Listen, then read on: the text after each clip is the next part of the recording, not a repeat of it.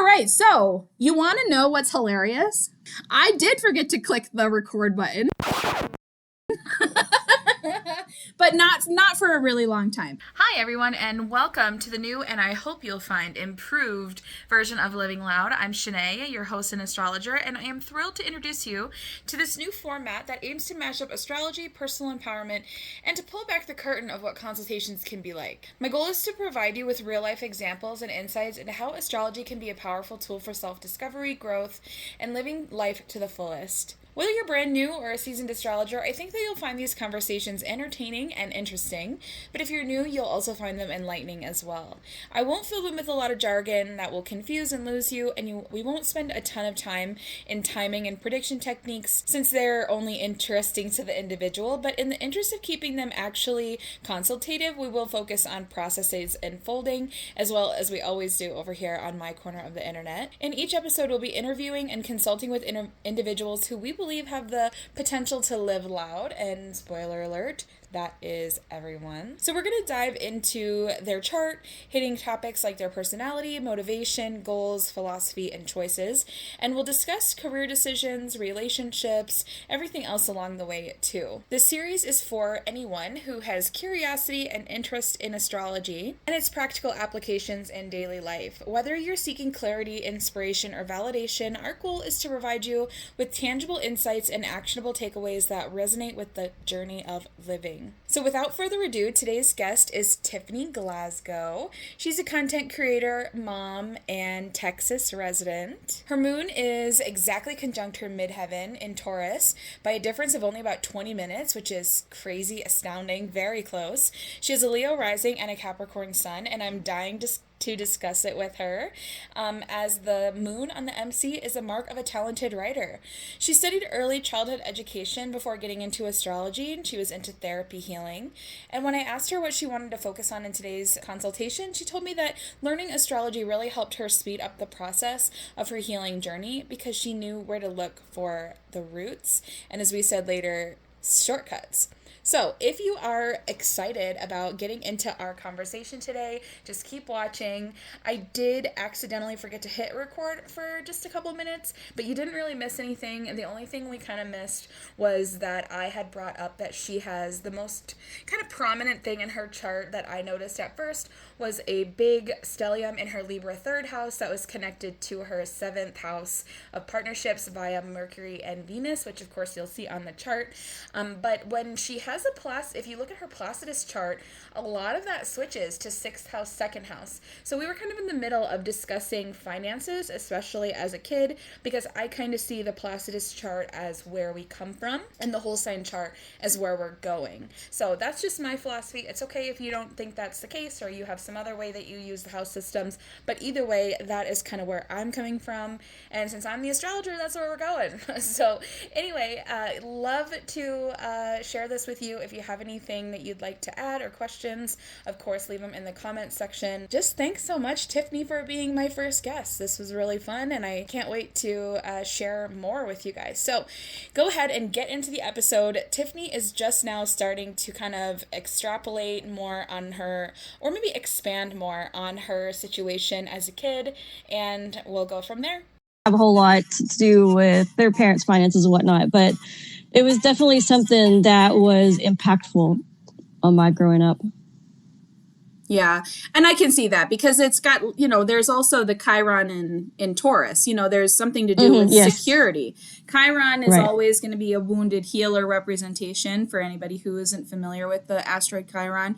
Usually represents something that you have zero control over, nothing you can do about it, nothing you did to earn it. It was just the nature of it. And then, when Taurus is involved, usually it's something to do with, security, the home, nurturing, things like that. So it does make sense, especially because your Pluto and your Saturn both are right on either side of your moon, which is also your emotional security. So it makes sense. And they're not communicating well. Even though Taurus and Libra have things in common, mostly that they have Venus as a ruler. Right. They don't really have much else in common. They don't see each other as far as their strategies aligning, because one is fixed and wants things to stay the same. One is cardinal and wants things to be updated. And then, you know, one is more feminine and receiving, one is more masculine, because one is an air sign, one is a earth sign. And so while they don't really get along that well, they both still kind of want things to be harmonious. But Definitely. when the moon is there, we're more focused on things being secure and comfortable and things like that. But then, you know, Chiron comes in and he's like, hey, you know what would be fun is if we made this really hard, you know. Exactly.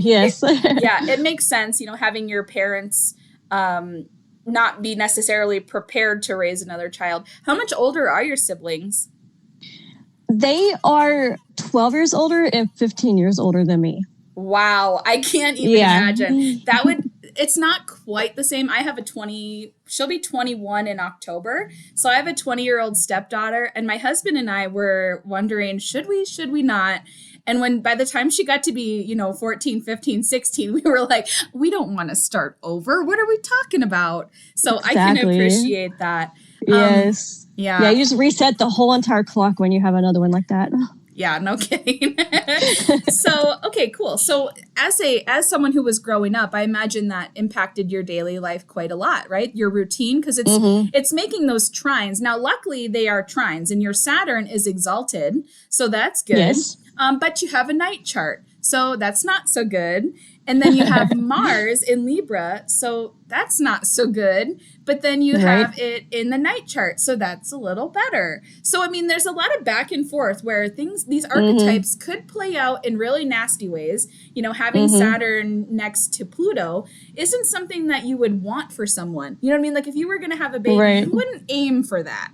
If you were going to have a baby, you would love to have your baby's moon in Taurus, but you might not want it to be right next to Chiron, right? Like you told me in the beginning of this, before we started recording, that you do have some complications in your chart. And one of the things I think that is most complicated in your chart is having that exalted moon that really you should, with this placement, have something that feels a lot more constructive, a lot more secure. But then Chiron comes in and makes it so that way this doesn't ever really truly feel secure. Exactly. You know, and that's exactly how my whole life is going, basically. Sure. Do you want to elaborate on that a little bit? Maybe we can tie it into some other placements, especially like the Venus, because Chiron is ruled by Venus, and with your partnerships. Maybe? Yeah, I was going to say, and my Venus is retrograde at that. So it just added like a whole extra layer of more difficulties, I guess, you know? So much, I didn't realize until I got into astrology, just like how much having Venus in retrograde really affects someone's life, because it's like your money, your finances, beauty, relationships. It's all intertwined with your self-esteem. And growing up, I had like really, really low, poor sense of self-esteem and, you know, sense of myself. And so because I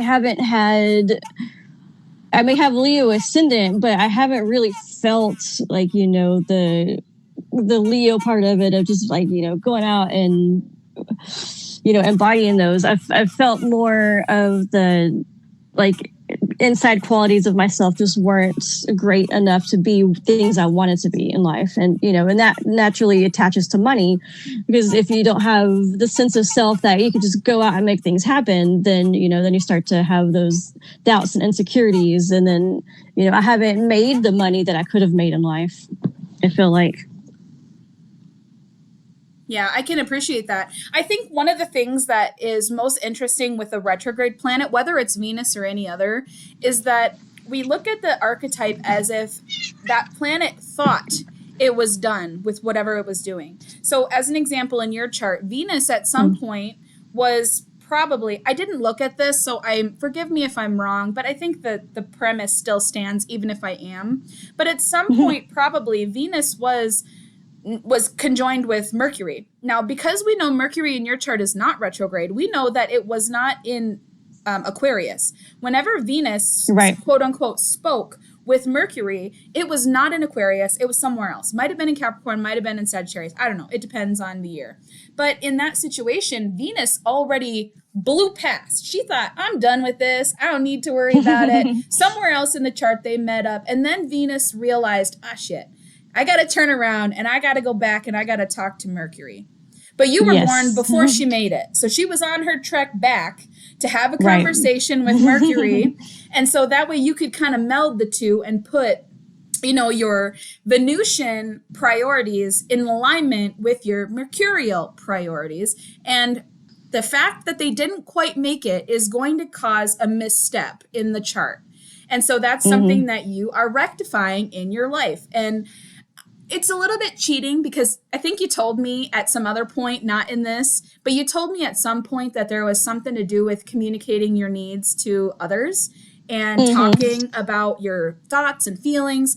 And that is so resonant in your chart because Moon is only having a couple conversations if you don't count the ones that are kind of, smaller aspects. Those, for anybody watching, the green ones that I'm talking about, the green ones or the dotted line. Oh, geez. Here we go. Go back. Share this tab instead. There we go. And so for anybody who's viewing the chart, those green ones I'm not going to look at so heavily because they are considered minor aspects. And as a more traditional astrologer, I'm not saying they don't have any value. I'm just saying they're not as important as the ones that are red and blue. So the three aspects that your moon has is an opposition to, it looks like Uranus, which is out of sign. So not something I look at that much, but certainly not important. So there's something there that's a little bit sudden, unexpected, your emotions maybe especially. And if you get in the way of my freedom, I don't like that. Or if you're changing the way that I expect things to go and it is making me feel triggered, get out of my way, to me. As far as the other conversations, it's to conveniently Mercury, right? So you have something here. Now, it doesn't mean that it's easy for you to communicate. That's not what it means to me. It just means that you know how you're feeling. Can you communicate it? You know what I'm saying? Exactly. And it might not be that you know that you can put intellectual words to it. You might not be able to describe how you're feeling, but there's a gut instinct. You know something because Mercury at 0 degrees is strong in any sign. It doesn't matter. But Mercury in the sign of Aquarius, I know that it's not exalted because it has to be exalted in Virgo, blah, blah, blah. Mercury in Aquarius is strong, strong, strong. So I personally think that's very clear. And then the other one that it's connected with is your sun, which to me says again, I know what I'm doing. I know who I am. I know what I need to do. Will I do it? Will I be able to articulate what I need to do? Yes. Especially to that partner. That's always really been a thorn in my side because I've had these relationship issues where, I feel strongly. And maybe also some of this might be because it's in Aquarius as well. But, I have strong emotions and I have strong feelings. And I know people think that, Aquarius, we're so detached and we don't feel anything, but we feel everything. And so it's just, sometimes it can be overwhelming and, trying to put my feelings into words and actually, conveying them to a person is not always easy. And has honestly always made me feel like really anxious.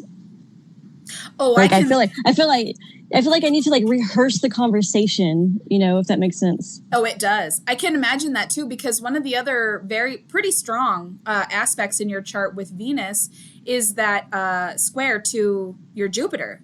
And Jupiter isn't necessarily unhappy in Scorpio. There's not anything that's, traditionally bad about it. I don't like to use the word bad or whatever. It's not that it's not constructive, but when Jupiter is in Scorpio, it tends to make us a little more private. I mean, it just does. But definitely. But then when that private Jupiter is communicating with other planets, it means, we're going to amplify that privacy in that communication. And since it's with your partner, do you notice, is it most pronounced there or is it more pronounced with like your friend groups because it's Aquarius? How do you see that coming out when you feel that desire to be kind of private? I'm mostly wondering because Jupiter is only having its conversation with those two. You see that? Right. Jupiter's not having any other conversations. So almost all of his desire to be private, especially probably about your home life and where you came from and your ancestors, is all funneled into how you communicate with other people, especially one-on-one. Yeah, it's mostly been in like romantic relationships that it's really shown its, really come out mostly. And like I said, it's, I have, deep feelings and thoughts and whatnot, but I guess I've just, I have always been a very private person. Like, even when I'm like talking to somebody in a conversation, I don't like to be like loud. I want to be kind of like, hush and quiet, because it's not that I have anything to hide. It's just that I don't want people, I guess, like in my business and, eavesdropping in conversations, which I know is very Scorpio to not want. But yeah, it's always hindered me for sure in my romantic situations, because I feel like some of the Libra probably plays into it, but I've, the people pleasing and wanting to be harmonious and not rock the boat and whatnot. So, I mean, there's been times in relationships where I've wanted to say how I'm feeling and, like, this is hurting me, or, this is not a good situation, whatever. But that anxiousness and that, inability to really like get my words across kind of mixes in with that not wanting to upset my partner kind of situation.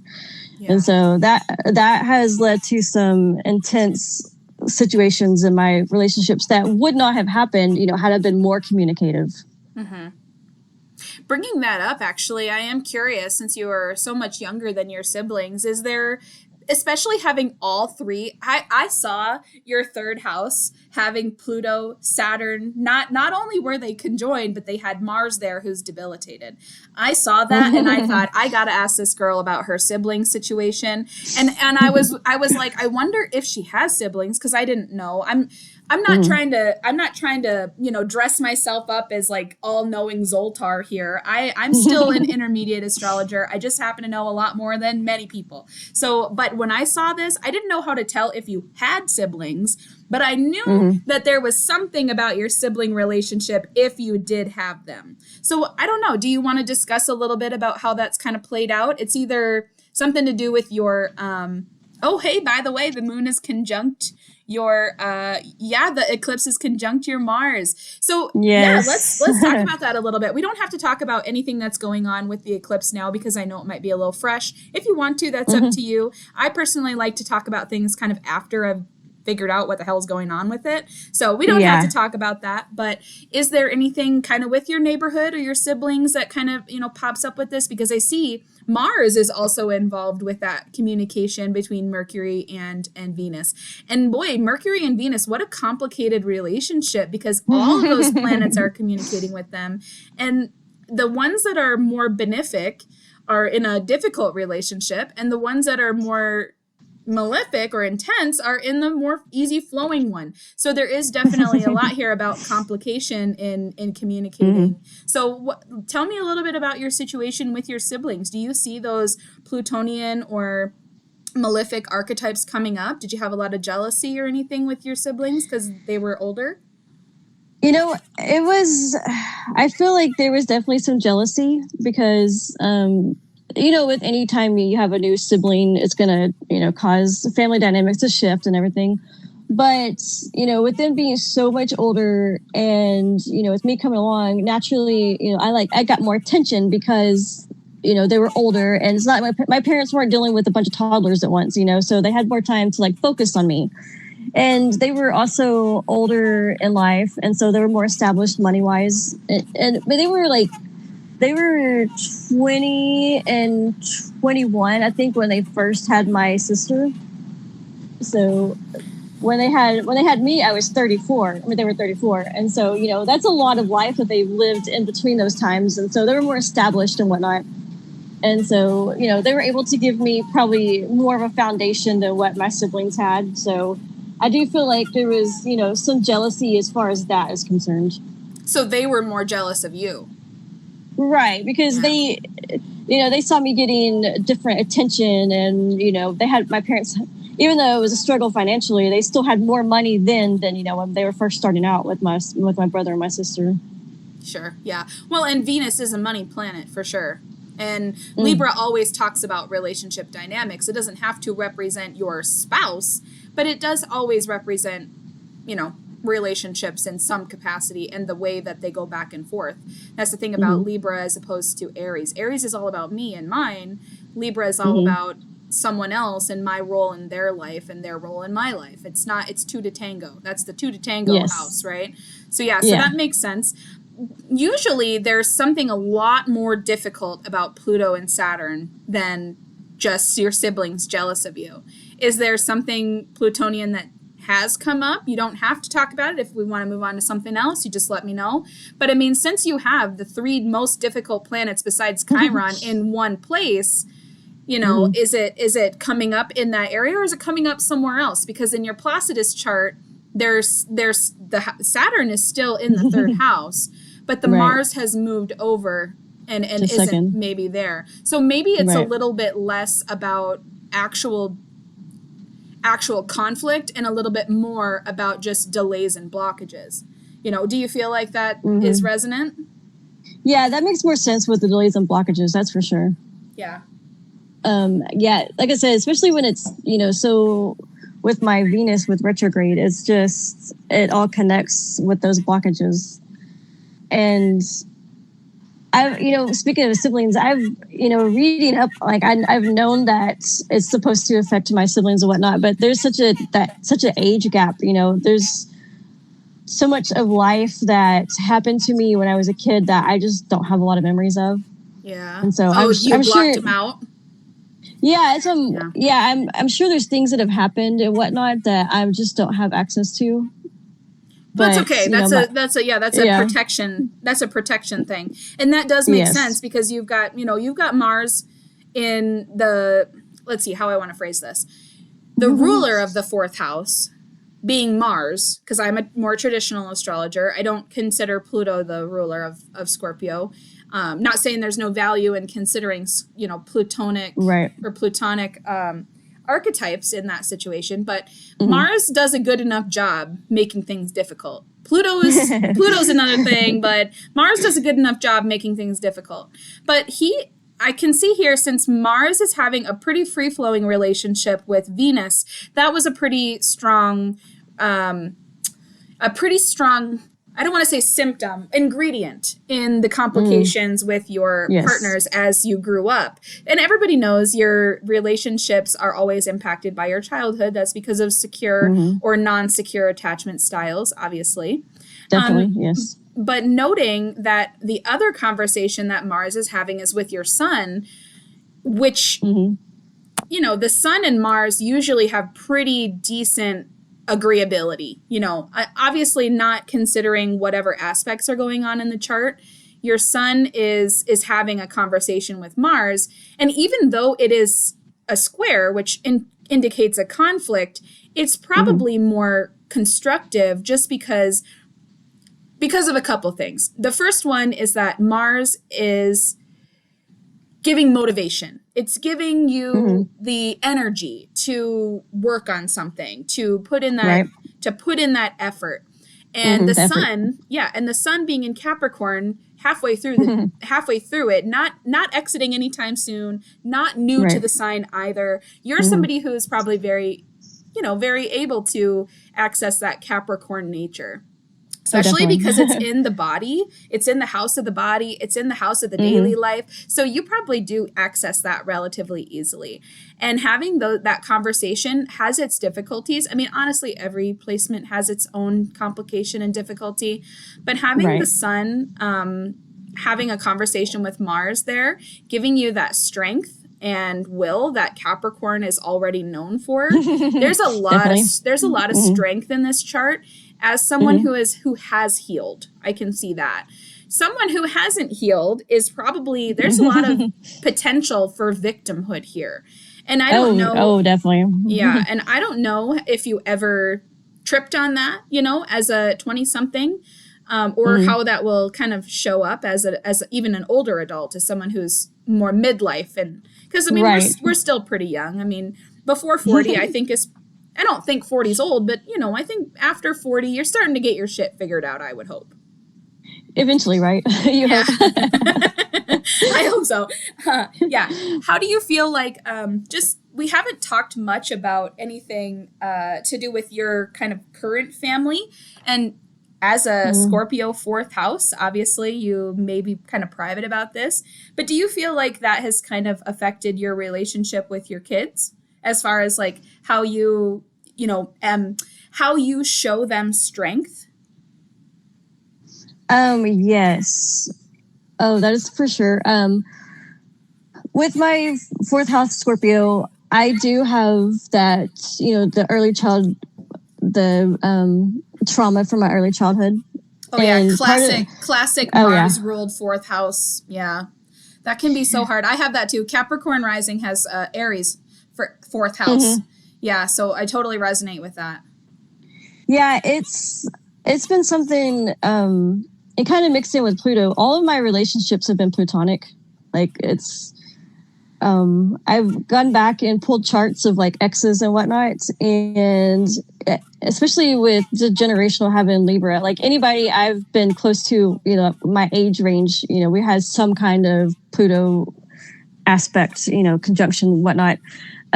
So like all of my relationships have been, pretty Plutonic as far as like intensity and, especially that, Scorpio, my IC, it's pulled out my trauma from my childhood. Like one of my previous relationships, his trauma and my trauma, they just, basically mirrored each other, and it pulled out like all the nastiness and ugliness from, being victims, both of us, from childhood trauma and whatnot. And it was on display for my children because they were old enough to see, things that were going on and whatnot. And I ended up gathering the strength and the courage and the money and everything. And I did finally like get away from that situation. And I moved out and I moved to some place where I'm, living all by myself minus my kids. But like, I don't have a partner. There's no man, in my house. And so I've been using this time to, detox from those toxic relationships, basically. And a lot of it has been so that my kids can see that they don't have to stay in that kind of situation or setting. And, it's especially when things are detrimental to everyone's mental health and whatnot, they've seen me like it's taken some years to get to it, but they've seen me like move out and be completely, on my own and not have those hard relationships that they're having to be, witness to and victim of stuff, Right. Yeah, it makes sense that somebody in your position, even separate from your astrology, when you grow up in the situation where you have that harsh environment, and it's not to put, don't get me wrong. I'm going to make this about me for a second too, just because I also have that Martian 4th house. There is a time period in my life where I did hold my especially my mom kind of accountable for that because she was kind of in the situation where she was with a drug addict and alcoholic, and he was sexually abusive, and she knew about it. And it was really hard, even as a kid, to be like, why aren't you protecting me? Why aren't you showing me why aren't you showing me what should be done? I was a very altruistic kid. I've had really, really strong opinions. I have Mercury in Aries. And so even as a kid, I had really strong opinions about how wrong this was. And I kind of had a chip on my shoulder about it for a little while because my dad abandoned me, and then my mom was there but abandoned, my good, what am I trying to say? She abandoned what should have been. Do you know what I'm saying? Right. And so it can be, it can be really hard for this very heavy Scorpio because I've got Scorpio moons and I'm born a little later, Scorpio Pluto. So I've got a lot of that resonating in my life too. So I know what you mean when you're like, I have to be a good role model to show that you don't have to be like this. And that's something I really thought was important with my marriage to my husband. When we got together, I made sure that he was a good dad. If you weren't a good dad, you weren't my partner. And if you didn't have a kid, that was all right. But you know, if we were going to enter into some negative, terrible relationship that was going to impact another generation, I'm out. I'm not doing that. No. We're stopping that. So yeah, I can see that with having Jupiter there, having something, you know, Jupiter, it doesn't explode things, but it what's the word? It expands them. And so having Jupiter there in Scorpio of all signs is an expansion of harshness. And so that's hard, you know, and anybody out there who, if you're looking at a chart where somebody has, wherever they have Scorpio, if they have planets in Scorpio, don't look at it as, oh, this is bad. This is something that's going to be intense and harsh.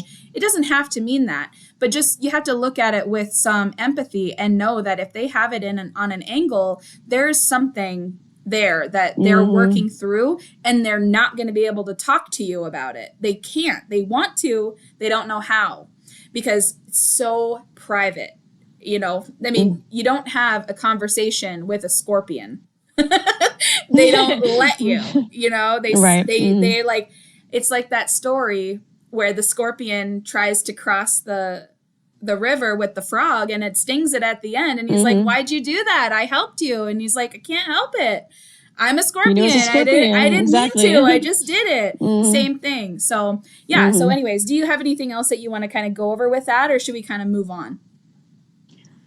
I was just going to say that kind of with the family dynamics, my mom has her Chiron conjunct my Scorpio IC. Oh, really? So she learned a lot through you then, probably. You probably healed something for her that she needed. That's why she had a baby so late. She needed to heal something, probably. I bet your relationship was really difficult, but very rewarding in the end. You know, I was to say on that, it has been a complicated relationship. Because I know it's the minor aspects, but I do have the in conjunct my moon to Pluto. And so, you know, add that on top of her Chiron being conjunct my IC, but also her North Node is conjunct my Chiron. Oh, wow. Yeah, so I mean, when you look at our synastry, it's just wild, like how it, you know, plays out with family members. But as I have gone through my therapy, you know, I'm in a position, you know, in this day and age where I do have the chance to sit through therapy and I can talk about my stuff. And, you know, our generation is more about healing, and, you know, my parents are Pluto and Leo, so they didn't have the opportunity to, you know, to speak about their feelings or even know that they could have their feelings and whatnot. So I feel like me going through therapy has probably helped her in that sense as well. Oh, I would say, yeah, certainly. Yeah, that's a good point, because with their generation having Pluto in Leo, they didn't get that, like you just said. You said it better than I will. They didn't get the opportunity to feel their feelings. They are, they're pretty closed off in that manner. They got a lot of other benefits. You know, the booming economy was helpful. Oh, yeah. You know, when they were born. It fell off by the time they were raising kids, more or less. You know, like you said, they were raising kids in the 80s. Late 70s and 80s, apparently, according to whatever your math was there with your siblings. And so there was complications with that. But don't get me wrong, they got to grow up in some of the most prosperous times in American history, which is pretty short, to be fair, but still. So yeah, they got other things. But yeah, I mean, money's not everything. You know, having financial security is a great thing. And I think it's something that we kind of... what's the word where you overemphasize it, or you think it's better than it really is, you know, like you get there and it's like underwhelming. You know, I think that we, especially like my generation with Scorpio, the millennials, I think we over romanticize finance. That's not to say that we don't deserve security. We do. But there is more to life. You know, if you are somebody who only has money, do you really have much? You know, exactly. If you don't have health and you don't have, you know, connection, do you really have much? So yeah, that's the interesting thing about the boomers is that they did have some of the most prosperous prosperous financial times, but they are very hard to have relationships with. And their relationships with each other are very toxic. Oh, yes. I think. And it all goes, back to the Scorpio, the toxicity, I can't get the word out. The toxicity that I grew up with. At one point, my mom when I was in therapy, like in the very beginning, she was like, you had a house and cars, you had everything you needed. And it's like, yes, you did, you provided. I had that, the home security, but, we didn't talk about feelings. We couldn't have feelings. It was, I'll give you something to cry about if you're crying generation, I remember that. Yeah. So and that probably, I'm sure, has had a lot of effect on, keeping my emotions and feelings to myself, because it wasn't, not only am I a Capricorn where that's restricted, but I was not modeled, to openly talk about relationships and feelings and whatnot. It was just, it was a saying, kids are to be seen and not heard. Yep. Yeah, absolutely. That is so true about that Pluto and Libra generation. Yeah, they wanted you to be, not like a trophy wife, but they wanted you to grow up and make them look good. That was your job. That was your job. Your job wasn't to do anything about yourself. It wasn't to do anything with anybody else. It was to make them look good. Yeah, I can totally see that. That reminds me of, there was an episode of Arrested Development. I don't know if anybody that's watching this. I love that show. Oh yeah. Yes. So do you remember when Buster went to that boarding school, and he was so good at it, like he was hiding behind pillars and stuff? Anyway, that's what that reminds me of. Yeah, that is so true. And Pluto in any sign feels, anywhere, Pluto in any chart feels like this is the most difficult thing that anybody could have to deal with. Everybody else's Pluto and Chiron, for that matter, sounds easier than yours. So if anybody's listening and you think, wow, I have the most difficult placement for this, no, they all feel that difficult. So always look at anybody's Pluto and honestly Saturn, even for that matter. Like I have Saturn in the second house, so it's really easy for me to look at it and be like, wow, everybody else has such an easy time with money and I don't. But you know what? Everybody has Pluto somewhere. Everybody has Chiron somewhere. Everybody has all the planets somewhere, and they're all creating this, mix up of different kinds of cool life experiences, and they're only cool after you're done. After you get to talk about them and tell people, wow, look at this thing that I overcame, and that's really that's what Chiron is about. And you kind of made me think of that when you were talking about how you are you told me in the beginning before we started recording that you're a pretty open book. But you also told me that you don't like people being in your business, which is such a different, it's so funny because you're like, if I am in control of when I tell you about something, then it's okay. Yes. But if you, but if you, someone that I know, tell someone else about my business, you're dead to me. Don't. No. Yeah. And that's one of those things that, like, if you're saying something about me, it's, it's because it's something that I told. And if I didn't tell it and you're saying it, you're making it up.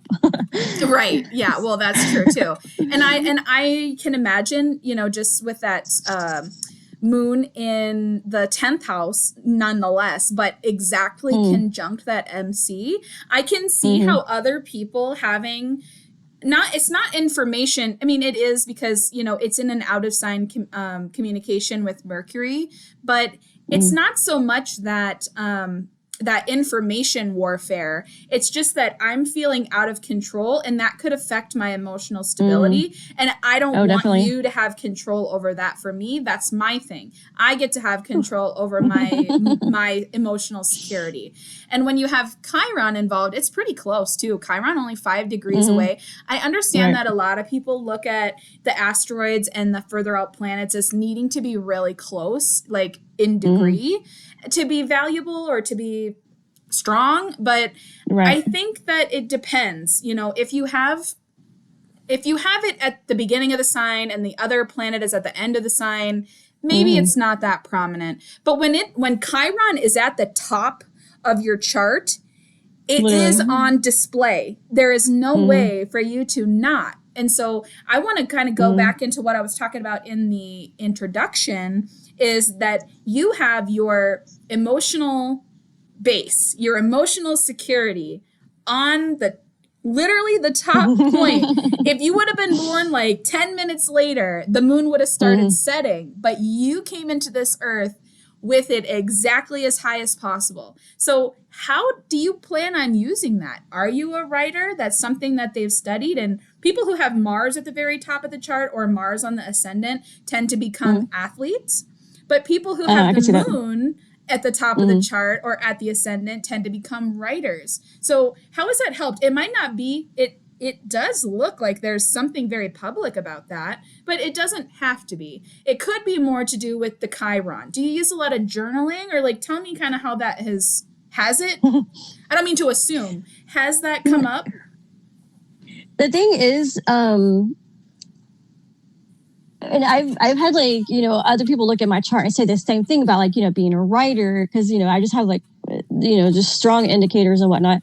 And I used to journal all the time as a teenager. And then at one point, my family found my journal and they all apparently like read it. There's the Chiron. There's the Chiron. Yeah, there's where you're an open book, but you can't stand when other people know your stuff unless you don't tell them. That is horrible. I'm sorry that happened to you. That's it frustrating. And I mean, that was when I was a teenager, and, you know, I'm 42 now, and it's still hard for me to want to journal. And it's not because I don't want to, or I don't have the drive, or obviously, you know, I can make a great writer, but it's just, I'm still working through, you know, having that privacy invasion was such a big deal to me that it's affected me, you know, my entire life.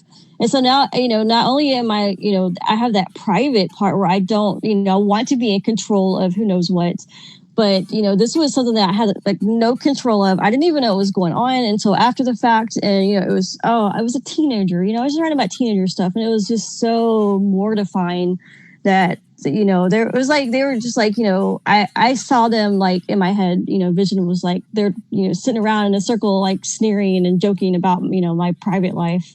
Right. And it was so traumatic. I can imagine. Yeah. Yeah. And you know what? Like I said, I know earlier I said I don't talk about the non-made, what are they? The minor aspects so much. The minor, yeah.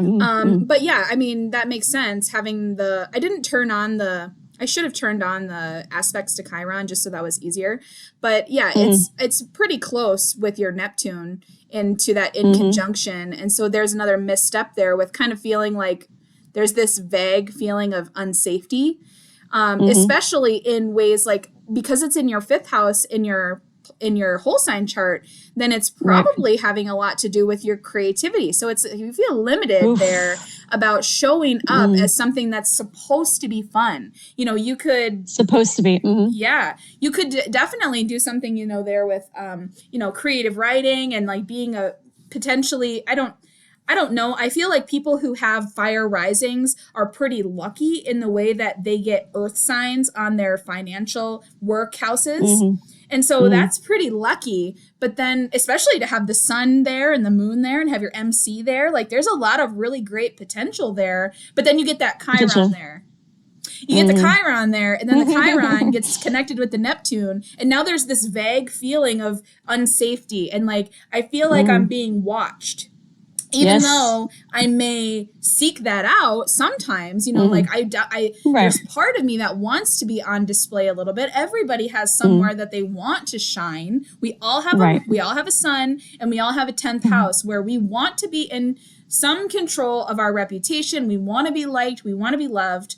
But then you get that Chiron there and connected with that Neptune, and it feels like, ooh, I'm being watched all the time, especially when I don't want to be. So that makes sense that you said that. And I hope that someday you'll know that this, and you know, I know you know this, even if it's just intuitively and you haven't intellectualized it yet, it looks like you are supposed to, maybe not as your, financial career, be a writer, but it's supposed to help somebody. Sharing your story and sharing that insecurity and that it's not a failure, but that kind of failure to launch. That failure to launch looks like it's supposed to be helping other people. And maybe this is just one really great example of that, because I know there are going to be people out there that hear this and they resonate with that same feeling.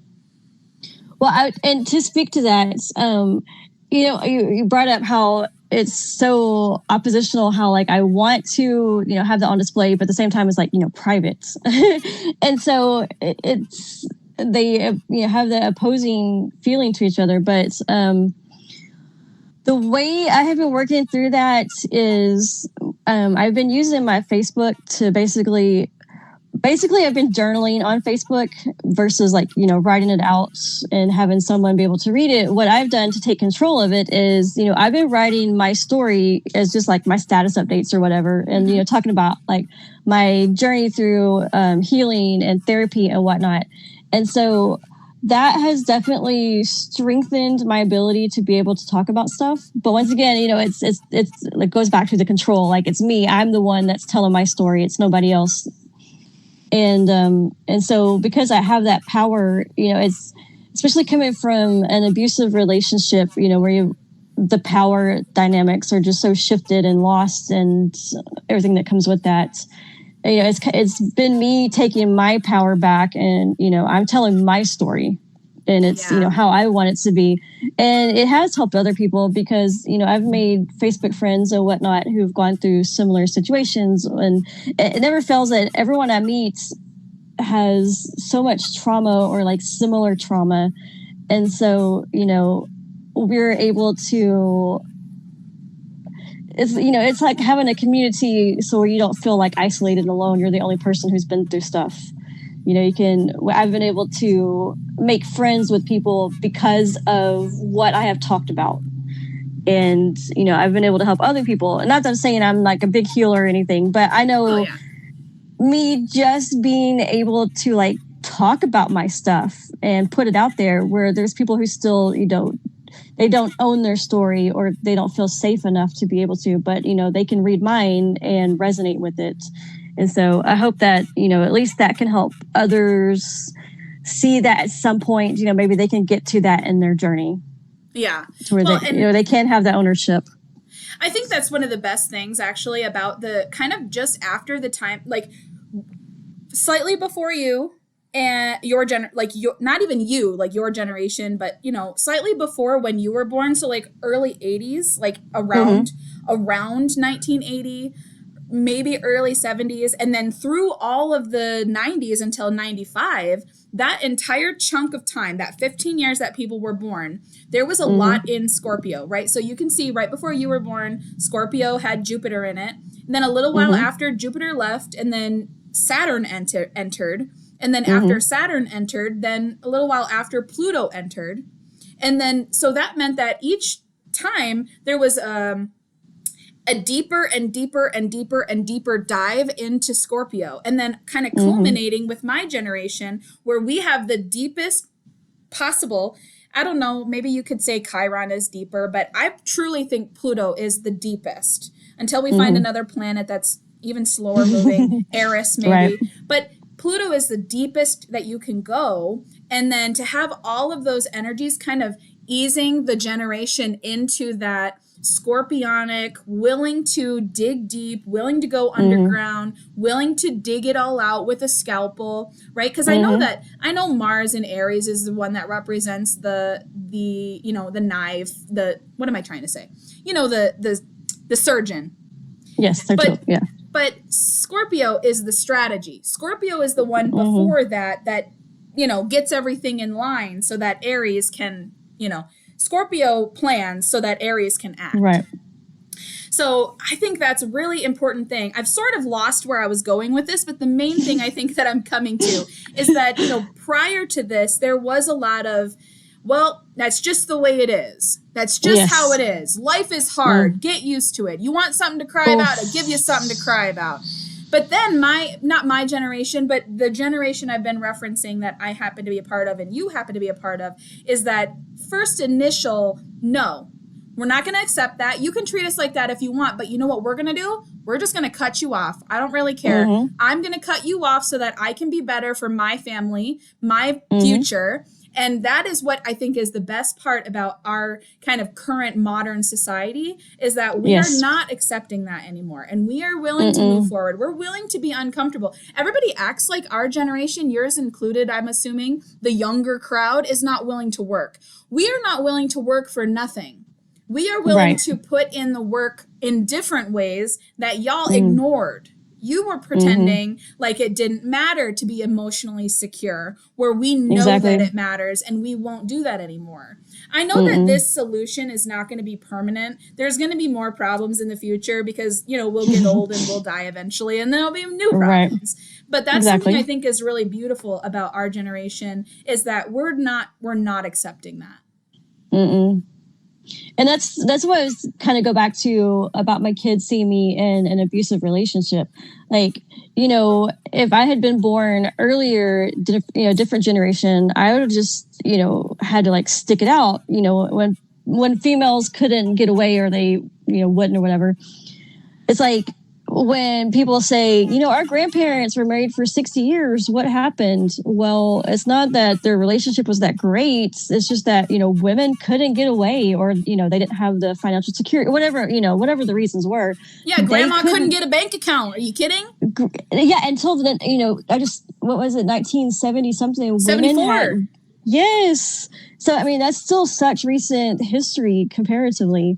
Yeah. And so, you know, now we you know, it is a blessing to, you know, now we can say, you know what, I don't have to be abused.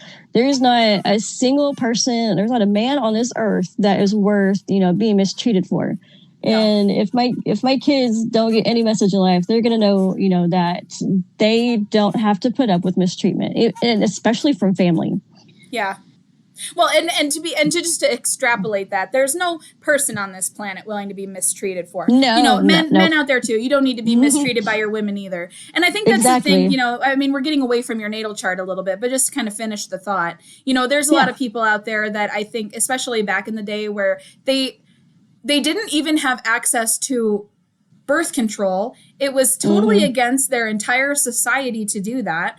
And then, you know, I know in the 60s, free love started to become a lot more prevalent, but it was so hard to live like that because you were so criticized as kind of a weirdo, and, you know, you couldn't really function in society that well if you were part of the hippie culture. And so then it was like, after that, they couldn't even get birth control. So then these women were saddled with, you know, 3-4 children that of course they loved them. I'm not saying they didn't want to take care of them, but how are they supposed to go out and make a living and take care of them? Like, it's the same problems that we have now. It's just that we have some more, you know, acceptance, I think, in culture to do it. So I think that is important. But yeah, so let's kind of just dial it back in before we kind of move on to some more targeted questions that I think I want to ask to everybody. How do you feel about everything that we've talked about? What needs to kind of be wrapped up here? We haven't talked about the node at all, and I kind of feel like that's a pretty important piece of like growing and developing. So do you have any insight about your node, or I guess anything else? You've got your 12th house, so that's a lot of, you know, isolation. Does that come up a lot where you're feeling that desire to isolate, to kind of heal, and then come back out, push and pull, binge and purge? Oh, definitely. You know, especially because I said I left a bad situation, and I moved out into my own place in 2022. So it's not been, you know, it's been relative history for me.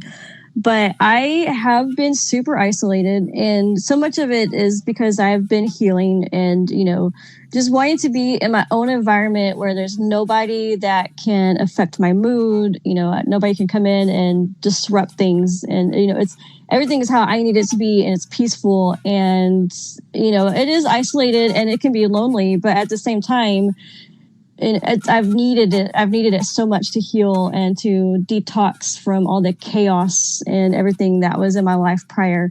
So it's been a very peaceful existence. And, like I said, it can get lonely. I do miss, having more of a personal life and, being more active. But at the same time, this is what I need in my life right now, is to be clear-minded and at peace, so that, I can function without having chaos in my life. Yeah. And I think too, for anybody who is not super familiar with the nodes, I don't personally subscribe to the North Node is your true north, or the North Node is your North Star. I don't disagree that it is somewhere that you're trying to go throughout your life path, but I don't personally think it's something that you should, throw away the South Node and then only go towards the North Node. I don't personally subscribe to that, but I do agree that it's something that feels difficult, but we do feel a draw to it. So just in case anybody is unaware, with the South Node, usually that's where your talents are. And so for somebody with the 6th house South Node, that probably looks like it being a lot easier to, instead of go in deep and do the shadow work and do the healing and be alone and to figure out who you are, that looks like just living that normal average life, day to day, go to work, come home, watch TV, go to work, go home, watch TV, right? Go to soccer practice. I'm not saying you ignore your family or anything, but I'm just saying it's very easy for somebody in that situation to just decide it would be a lot easier if I didn't do the work and I just go to work and come home and go to work and come home and go to work and come home. And maybe I focus on my physical health sometimes. Maybe I care about my, I have a workout routine. I have my diet in check. I'm doing really well in some of the ways that people think is important, but I'm not doing well emotionally. So if anybody didn't know about the North Node, I feel like that was just something I wanted to clarify. So I think that makes sense. And when you have your sun is not necessarily on top of your South Node, but it's relatively close. And so I think close, I think that there's something there where maybe somebody with this placement might have a lot of identity wrapped up in their day-to-day life. This is who I am, so this is what I do. And so it can make it even harder to go into that kind of, instead of figuring out who I am by what I'm doing, I need to figure out what I want in order to figure out what life supports that. And it's a lot easier to just do whatever your parents told you to do for a while, or just to do whatever, in this situation, having the Capricorn South Node, it's a lot easier to just be like, well, I'm in this job and my boss told me to do this, so this is what I do, and I don't use my, my own thoughts and feelings to make my choices. I kind of do what I'm told. So I don't know if that is resonant or not.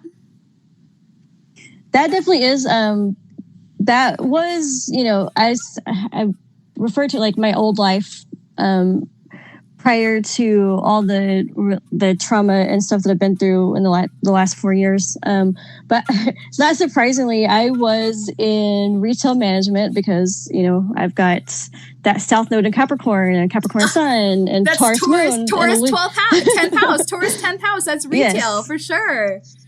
And I was born to be a manager, but it would be, and I did live that, and it was natural business acumen skills. Like it's just something that's just innate.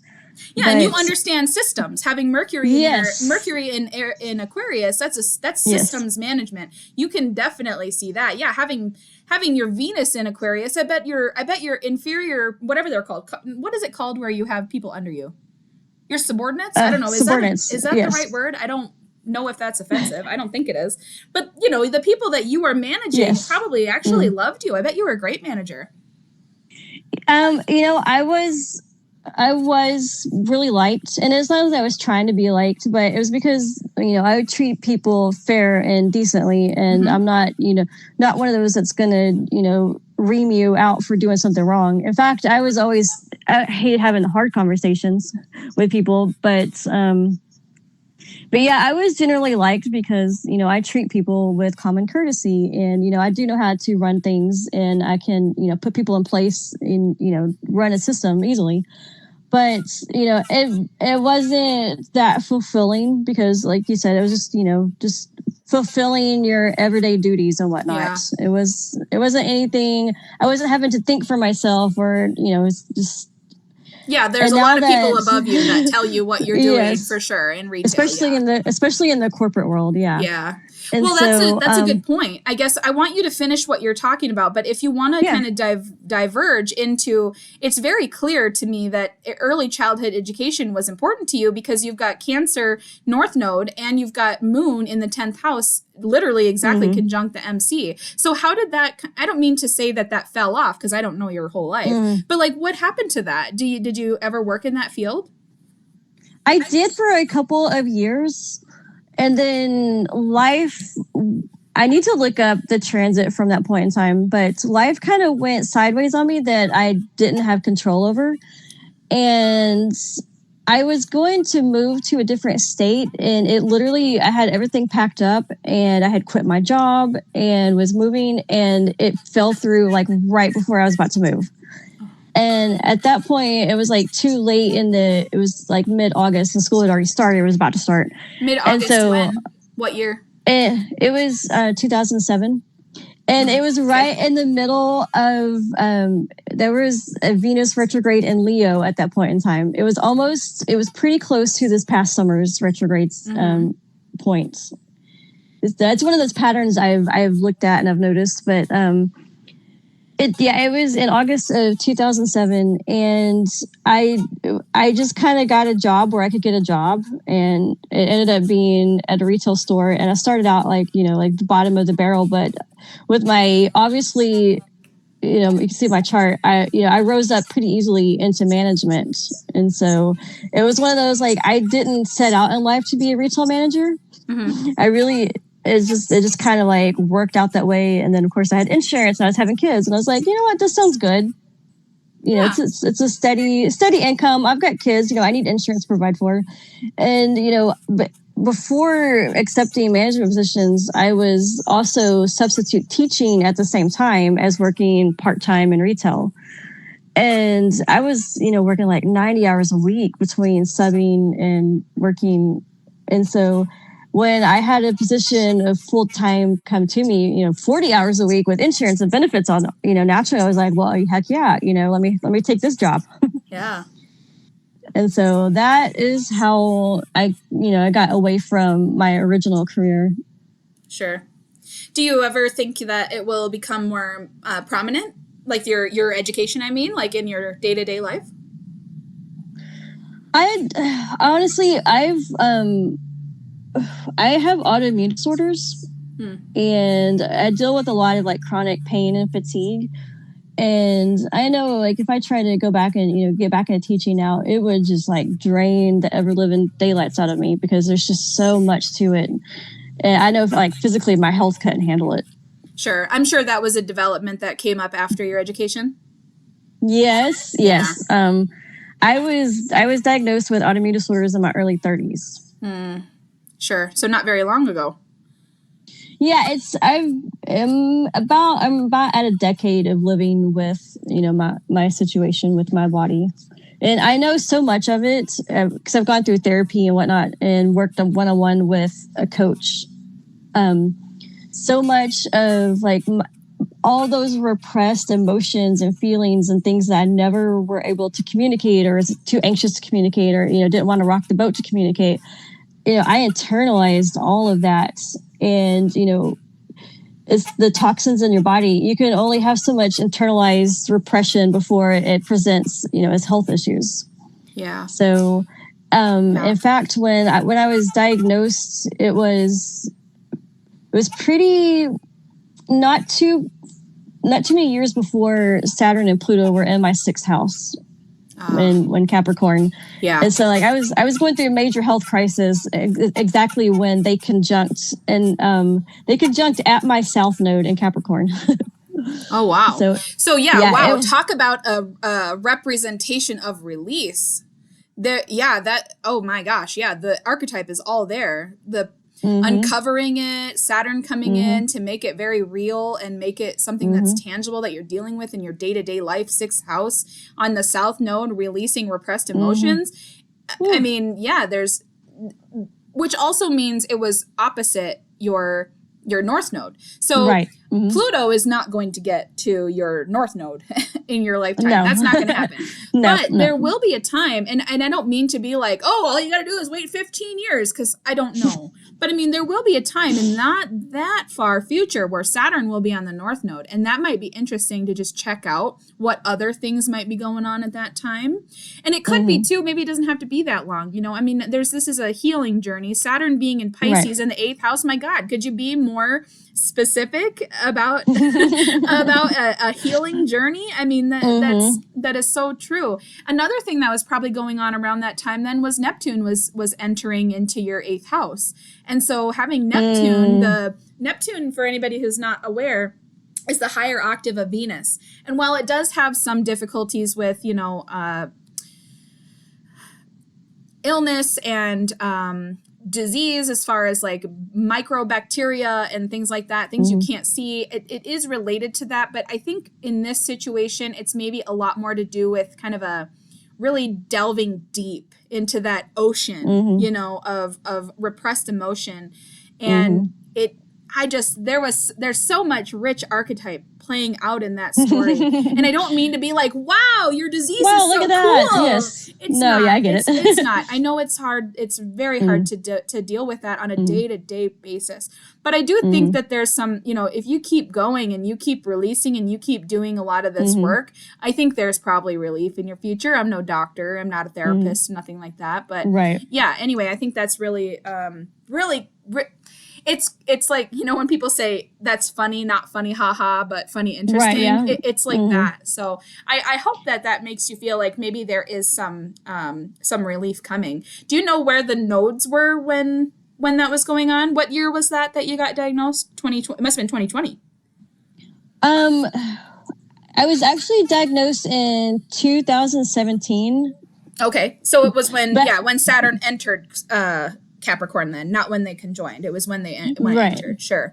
Yeah, and 2020 was when 2020 was when it like really hit the fan, but in 2017 was when I was diagnosed. Okay, sure. So 2017, So in 2017, the nodes were happening, or the eclipses were happening in the fixed signs. So maybe you'll see some kind of development when it comes back to Aquarius, because that would be the opposite of that. So I'm crossing my fingers for you that you'll see some development there. There'll be some relief. But if you are you noticing some relief now that you are releasing a lot of these emotions and stuff? Yeah, I was just about to say, while I still have like, you know, health issues, the chronic, you know, they're not going to go away, but I have healed my body so much just by, you know, getting all that repression out and, you know, I was already in therapy, you know, I was already in therapy before I got into astrology. And then once I got into astrology, it's like, you know, like you were saying, it's like, dang, look at that. You know, you can see literally right there in my chart, you know, where the pain. Yeah, exactly. Oh, such a shortcut. Yeah. Like, you know, I can, you know, specifically target areas in my chart to heal. Where, you know, and before that, I was just kind of like, you know, just blindly going at it. But, you know, now I can look and see the different places. And I have released so much of my chronic pain. In fact, when the relationship I had that was really destructive, when I let that person go, like I cut the cord and, you know, like I released them fully, I literally felt pain leave my body as I released them. Yeah. When did you guys break up? Was that around last year in March? It was in 20. I moved out and left that situation in the fall of 2022. So this was so that was getting to the anoretic degree of Capricorn when you Pluto was, I mean, for anybody who's not a psychic. I know you meant, yes. Yeah, interesting. Okay, cool. Well, I mean, it's not going to take you 20 years to unravel this by any means. So I mean, that's great. I'm so happy for you, especially as Pluto enters more of a close conjunction to your Venus. This is, I bet you, when Pluto covers that area of your chart, it's gonna feel like, you know, hell to a degree. It's gonna be, you know, doing some excavating. But because it's in Aquarius, I'm hoping that'll be a little lighter because we can kind of intellectualize things. Yes. It is your seventh house, which is a very intimate part of the chart. It's the mirror. So, I mean, there's going to be a lot of self understanding that you're going to get. Obviously, I know that you've already gotten some over the last year of it going back and forth, but I think that's just going to really change the way that you relate to others, which is the journey that you've been on. You've already, you didn't say those words exactly, but that's the journey that you're on, I think, as an Aquarius seventh house person. Yeah. And it's so crazy how things run subconsciously. Like your soul knows what it's doing. Like this is just all working out that I've been, my communication with my relationships has always been, a thorn in my side. And here I have Pluto sitting on my Mercury. Yep. And I before it ingressed last year, I was like, what? Because I've already gone through so many changes and so much has, I've shifted so much of my life around. I was like, what could possibly, still keep changing? But yeah. As a Capricorn rising, I also think that. I'm like, surely I'm at my final form and now I can die peacefully. Like, no.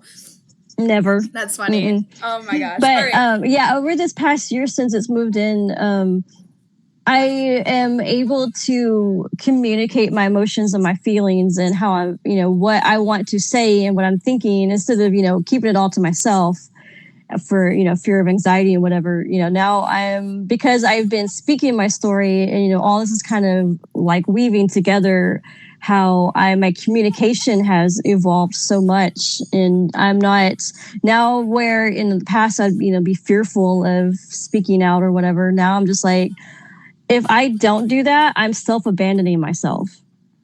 Right. And so how much do we criticize people who abandon others? Imagine if we criticized ourselves as much as we like I mean, don't get me wrong, my whole generation is dealing with abandonment issues, and so is yours, just because we as parents, they didn't put the same kind of value on responsibility to children as they did responsibility to society or whatever.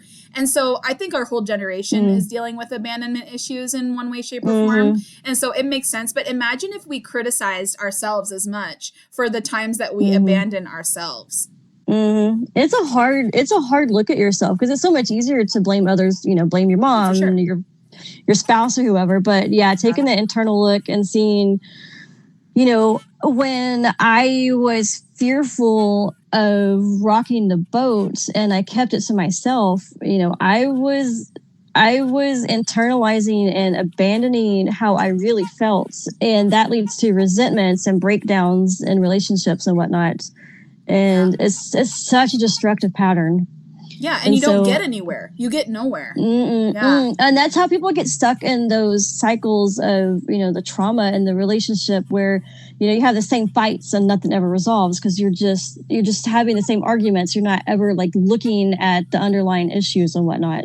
Yeah. And so now that, now that I have seen what I have done to myself and my relationships, like I can't do that to myself anymore. I've got to stick up for myself. I've got to speak out, and, I can't let that fear of rejection or whatever it may be, keep me from living how I need to, because especially with my health issues, like I have seen it. I know what happens if you repress it, and it's not a way to live, and it's not any way I want to continue to live.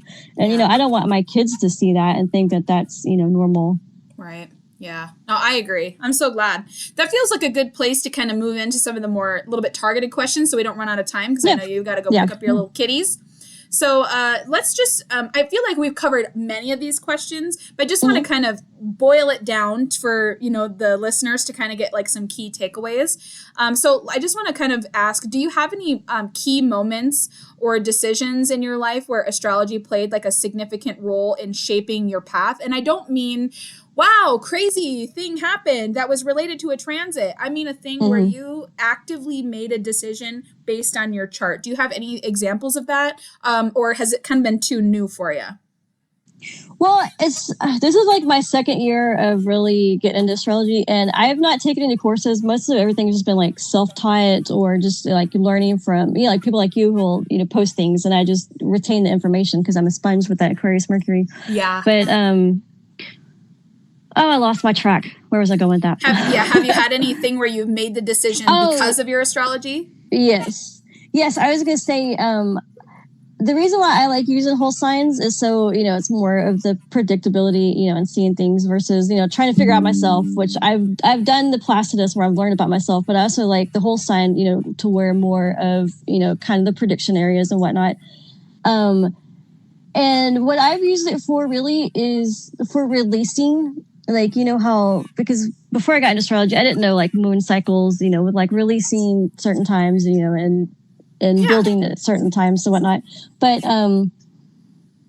as I see these transits move through, like I see my opportunities, and I like one of the biggest ones in recent was when Mars was in Scorpio and it had a Kazemi, and it was pretty close to my IC. It was just a couple of months ago. I can't even remember what it was with. Was it with the sun and Mars, and what month was it? Well, that would have been probably October or November. It was not too long ago. Yeah, I guess Scorpio season.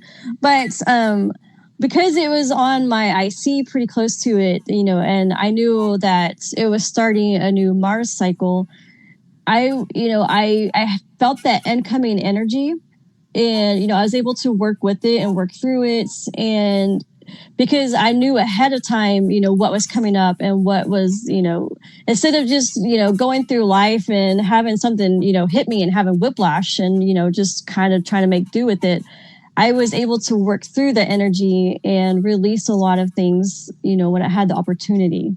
Sure.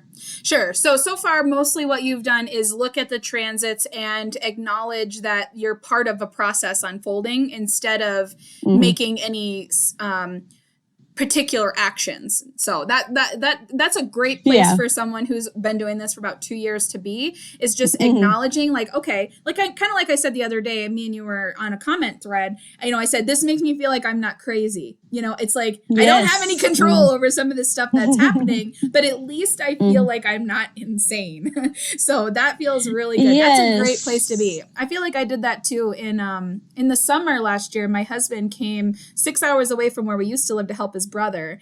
And he texted me after only being here for like 1 week, and he was like, I want to move here. And I was like, oh, great. And then I looked at the transits. I was like, well, I want you to go there and get established first. I have a fine job. I was just a waitress, but like I had a job that I was secure. I didn't need to move. I didn't need to do anything. I could pay for everything on my own without him. It didn't really matter if I went at that time. And then as things kind of started unraveling, I started to realize, oh my gosh, you know what? This is going to happen exactly when the new eclipse cycles start. I'm going to be packing up my stuff when the Libra eclipse happens, and I'm going to move on the last damn Scorpio eclipse, which is always to do with my housing. And I'm like, it wasn't necessarily that I made the choice to move on that day. It was just that my husband made the choice months before that lined up everything for that to take place right at the right time. So I totally know what you mean. That's like, okay, I'm starting to feel like, all right, I'm not crazy. This is happening in divine timing or whatever. So so that's great. So just for everybody else who's out there, you don't have to know astrology to make aligned decisions. You will do that. There is no way for you to get through to the end of your life without having made the right decisions for you. I don't want anybody to look at their chart and be like, oh, well, I guess that means that I have to do this thing necessarily. Life will force you to do the things that you need to do. And it usually does it through eclipses or through Uranus transits where you feel like I have zero control. I guess I'm going to have to go do this. So that's not ever my intention, is to make you feel like astrology can give you control, because it can't. But what it can make you see is a process unfolding. And that's what I'm always trying to talk about on here. So, do you use astrology now to make decisions? I mean, I know we just talked about like making a decision, but like, do you kind of use it to make decisions about like your health or your routines or, about your goals? Do you do that with like your houses and stuff? Yeah, I like we were talking about. Yeah, I'm still learning so much and whatnot, and so it's like an unfolding process. But yeah, I do look at my transits daily, and I keep up, and that's honestly how I've learned so much, is just following transits in in motion as they happen. Yeah, the best way to learn astrology for anybody who really wants to do this, especially if they want to do it on their own and not invest in a lengthy or expensive course, is to have good journaling practice. And it doesn't have to be like spilling your guts out or anything. It just literally is like, today this thing happened. I don't know if it's important or not. And that's it. It doesn't have to be like, 5 pages of your thoughts and feelings. If that's what comes out, that's fine. But it might literally just be, I don't know if this is important, but so-and-so mentioned this today. And for some reason, it's in my mind. It's just that simple. And then you can look back. And yeah, that's what I've been doing with transits in the past. Like I've been going back to like key dates of like breakups or moves or whatnot. And, looking at the transits at that point in time to see the patterns, because my brain is such a pattern seeking. Like it's just always going to, I'm trying to find, where I can break my patterns and my cycles and whatnot. So I mostly have been using it to go back to the past at this point to look and see, like, why did I make these decisions and, what was going on then? That way I can kind of like bridge it and connect it all together, with the pieces of my life that's happened. So it's like, it makes it make sense, if that makes sense. Yep, it sure does. I think that's the best place for anybody to start. I guess actually the thing that the thing that made me, now I've believed in astrology since I was 18 when I first found it. I've actually approached it as a skeptic and was like, why do people think that you can divide people into 12 signs? That's so stupid. And then I was like, oh wait, it's more complicated than that. But I approached it as a skeptic, and then I was like, oh, that's neat about personality, and that's why I am this way or whatever, and that's why people like me or don't like me. That's fine. But then a big break went by where I didn't do anything with astrology, more or less. I just kind of lived my life. And then 2020 happened, and I was like, this is I'm feeling very existential dread, like what is going on with the world? And I found it again, and I got really, really deep into it, got more serious, got a foundational course, started doing readings, because that's another way. The best way to do it is to get journaling and to actually have conversations with people about their charts. That's why astrologers have consultations. Otherwise, they would just research things, right? It's a lot easier to do it on your own than it is to set up a time with someone else and have a conversation about their deepest, darkest life, but anyways, so I think that's probably the best thing is for people to, going back in the past. But the thing that made me realize astrology was real, we'll say, is through the Venus cycle. You actually referenced it earlier with the Leo retrograde. And I realized during 2020 that I was having my Venus return, and it was going retrograde over my Venus 3 times. And so I realized I quit smoking, I quit drinking soda, and I quit social media at the time. Obviously, I'm back now. But I'm in a different space now where it's not just, friends and family. This is more of a project. And so anyways, I realized, holy shit, that's a big deal. If I quit drinking soda and smoking 2 addictive behaviors and the same amount in the same transit, there has to be something to this. And then I started using it on purpose after that. Then I started looking into the Jupiter return, and I realized I met my best friend of 20 years on our Jupiter return. We have the same Jupiter return because we were only born 2 months apart, and it retrograded. So we both have 4-degree Jupiters. And so I realized, wow, okay, so this is totally real. Oh yeah. That's how, see, I went through a breakup in August of this year. And it was actually, that's how I found this pattern was, in fact, it was when Uranus was almost back to my moon again, but it was exact with my moon. And I had like a sudden breakup that just like came out of nowhere, just completely like, shook me to my foundation because I thought things were great and whatnot. And it was just like completely blindsided me. And then I started digging into, the whole breakups during Venus retrograde. And then I started looking back at retrogrades. And that's when I went back to 2007 when I had that other one that was so life-changing for me. And I mean, the degree was almost, it was just so similar to that exact same time period. And I'm like, okay, this is a pattern. This is a cycle. And so during 2007, I just moved on with my life. I didn't do anything to heal through that breakup and my life changing so much. I just kept going. Right. But this time, like I sat with it and I healed through the pain and I worked through, I learned the lessons and I worked on myself. And so I feel like that was, life giving me a chance to change that pattern, that cycle. And so, I didn't fall into my old patterns. I did new ways of healing, working through it. I didn't bounce them to somebody else new. I was single and, sat and cried for 3 months at a time every day because, I was healing instead of, trying to distract myself like I would have in the past. Right. Well, and they tell you, whoever they is, but, society tells you that's what you're supposed to do. They don't tell you it's so, like we have said many times in this conversation, it's so easy to just blame someone else. It would have been so easy for you to be like, well, I thought everything was good. You never communicated to me that there was a problem and now we're broken up and it's your fault. It would be so easy to do that, but it is a mirror. It always is. I mean, it's just a representation of a process unfolding, and you have reached the new level. That's great. I don't mean to be like, in 8 more years, you're going to have another breakup. But imagine in 8 more years, probably you don't have a breakup, but in 8 more years, you discuss your problem that you're having and you don't break up. You know what I mean? Right. Yeah. Each time it gets a little bit better. Yes. Yeah. As long as you're doing the work. People see, unfortunately, people like we'll just use my stepdad as an example because he's a loser, but he was a sexually abusive drug addict, alcoholic, treated my mom poorly, beat her up, never beat me up, but sexually abused me. And then now, I don't know how many years later this is. I'm 32. So about 30 years later, where do you think he is? Prison. He's in prison, obviously. Of course he is, because he didn't learn his lesson. He's not in prison because of anything he did to me, but he tried to run his girlfriend over with his car. Like, he's not learning his lessons. He's not trying to learn them. He's not trying to figure out the underlying matrix of his life. He's in prison, and I'm not saying he is not worthy of redemption, but you can't get it unless you work for it, and you have to work for it. You're putting in the work in order to make sure that these are lessons and they're not just, I don't know, chapters in a biography or something.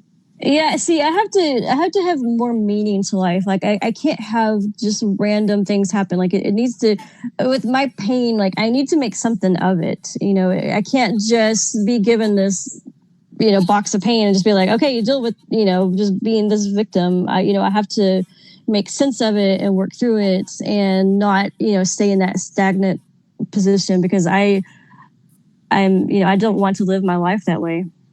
Oh, well, that's very clear. Yeah. And I think having Mars in any cardinal sign, even one like Libra, where it's not super happy because Mars doesn't, in case anybody's wondering why Mars doesn't like to be in Libra, it's not that it's a bad placement. It just means that Mars is feeling like it has to get permission from other people, which is what you've been talking about. You need permission to feel safe to share. And then you might still even be a little skeptical that you're actually safe to share. Somebody might tell you, oh, don't worry, you can tell. Like I had a band director that did this to me one time where he was like, if there's ever a problem, come talk to me. But if you came to talk to him about a problem, everything got worse.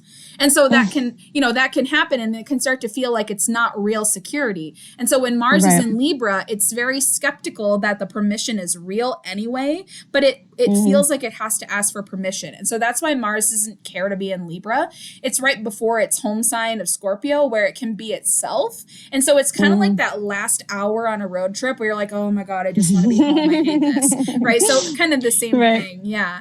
That makes sense. Yeah. So anyways, I can definitely see how that would be the case, but let's kind of get to the end here. So as far as the listeners, do you have any advice for somebody who is kind of just in a similar placement as you, as far as like you've been looking at this for a couple years? What has been the most impactful thing for you to not, I don't like the phrase change your life because you're doing things fine. You don't need to change your life, but what do you feel like you can tell the listeners has given you a lot of results? For me personally, it's just using it to heal, finding the different places, in my chart specifically, where I know I've had like, home trauma and relationship trauma. And, I don't have to live that victimhood. I could, looking at my chart, but that's not my end goal. I want to improve myself and understand myself better. And, I want to know, so I like to look at the transits, to find my patterns and, just to see why I make the decisions I make and, how it's impactful. And knowing that, now I can look at future transits, and know when to like move on things, or, when to not talk about something versus, when to bring it up, based on what the current transit is, whether it's influential or not. And that's just like a small piece of it. Mm-hmm. But just being able to use it to basically work out of the detriment that I've been in, and to, continue to progress in life, and using my chart and seeing the transits, like I can focus and be able to look at certain things versus, things just happening to me and I'm just trying to, deal with it and have, without having any indication of what's going on. So that's really been like the biggest thing for me, is it just, like I said, it makes things make sense, and it makes me understand myself and how the world works around me. And having that knowledge alone has been like such a huge piece for me, is the understanding of why things happen the way they do. Right. Yeah. And I think one thing that we can kind of extrapolate out on that, just we haven't talked about it very much. You did mention your synastry with your mom, but you having kids, knowing, like, having that awareness that, these are very real dynamics that you won't be able to change. So you can understand them better and adapt. And I think people ignore that for a little while in the beginning. When they start to get really involved in their own chart, they start to look at it as something that, oh, if I just do things this way, every single problem that I have will change, will stop. And it's like, well, a lot of your problems will change. They will stop, some of them. You will start to notice patterns, and you will stop interacting with certain things that are impacting you. Yes. But you are not acting alone in this world. You have people out there that you are interacting with, whether you want to or not. And while you don't have access to every single person's chart, you know that they are acting in a way that is in relevance to their chart too.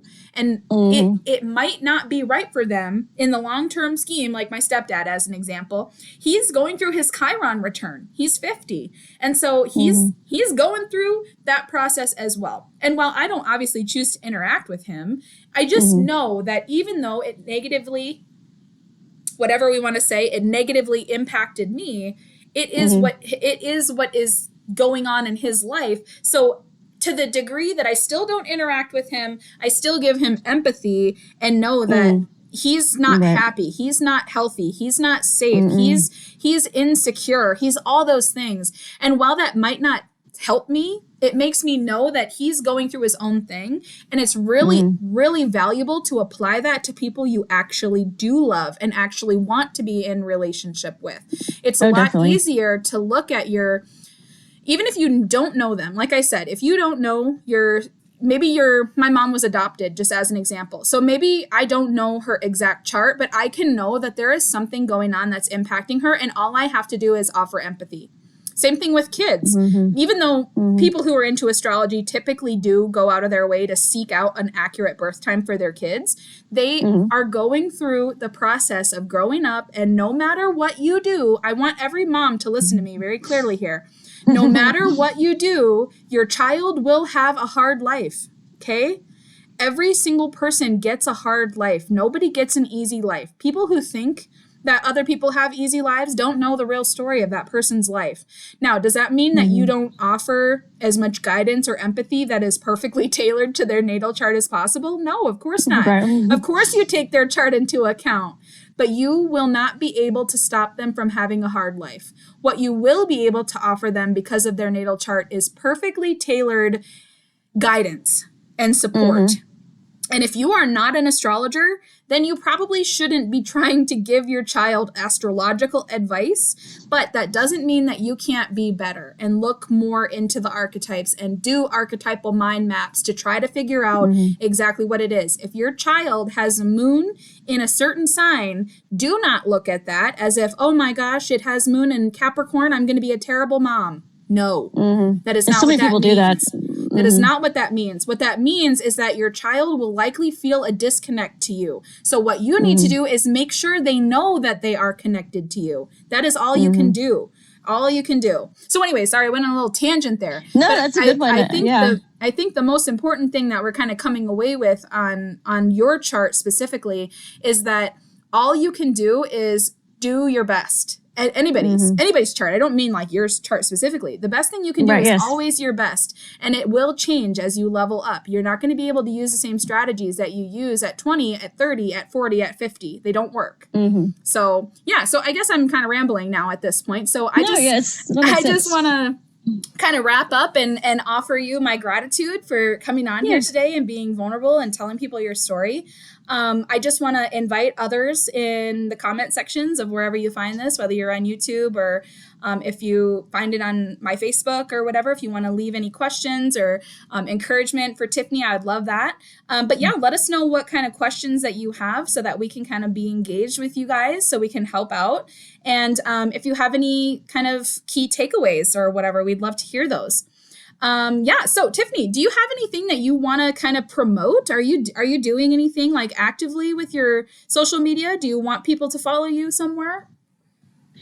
If they want to, I just use my personal Facebook. I turned it into a professional account, but I don't really do anything specifically with it as far as that goes. It's just mostly, me rambling about what I am learning in astrology, plus, what I've gone through in therapy and my healing and how I put it all together. So, if somebody can resonate with that, then I do it for myself, but I also put it out there so that, like I said earlier, if somebody else doesn't feel safe to, be out there with their story, at least, they can see mine and know that, they're not alone and that it's possible to, be given a whole bunch of trauma, but still be able to overcome it and work through it, and especially using birth charts, find the places to heal. Like it's so important. Spoken like a true moon Chiron in the 10th house. I love it. Yeah.